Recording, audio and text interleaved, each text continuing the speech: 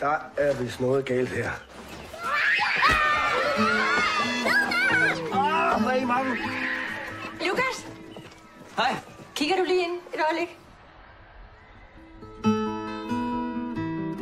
Hvad er det for noget? Hvad er det, der er skidt? Ja, det kan jeg ikke sige. Måske det bedste, at du tager fri et par dage, ikke? Så kan vi få det her på plads sådan stille og roligt.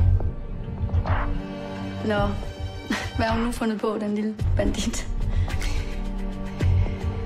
Hvad er det, de siger?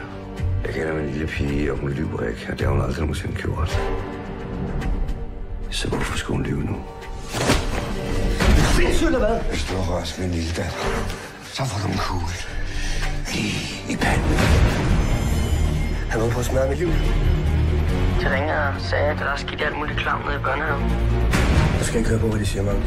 Det er min bedste vens datter, det ved du godt, ikke? Jeg tror på børnene, Lukas. Det har jeg altid gjort.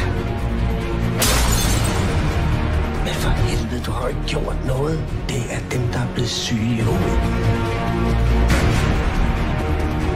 Smut hjem med dig. Kan du så ikke hilse mig at sige, at han ikke skal handle her mere, og han skal heller ikke bede dig om det?